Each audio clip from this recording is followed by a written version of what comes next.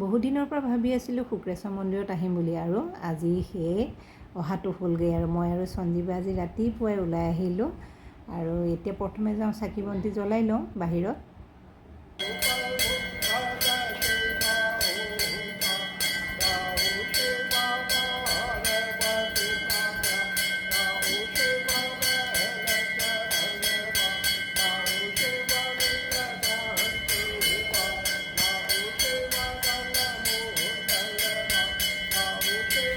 আমি পূজা কৰিলোঁ আৰু তাৰ পাছতহে মই অকণমান ভিডিঅ' কৰিলোঁ। ইমান যে ভাল লাগে নহয় ইয়াৰ ভিতৰত সোমালে। আৰু লিংগভাগ চাওকচোন, গাখীৰ, পানী, ফুল, তুলসী, বেলপাত আদিৰে লিংগভাগক অৰ্পণ কৰিছে, পূজা কৰিছে।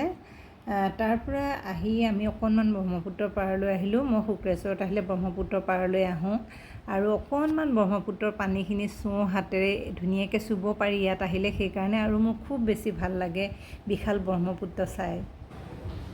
আৰু দৌৰাদৌৰিকৈ ওলাই আহিছোঁ, কাৰণ সঞ্জীৱৰ ফোন বাজিয়ে আছিলে কেতিয়াবাৰ পৰা। কামতো যিহেতু যাব লাগে নহয় জানো, গতিকে পূজা শেষ হোৱাৰ পিছত আৰু ৰক্ষা নাই। চাওক, আজিলৈ আহোঁ দেই, বাই বাই।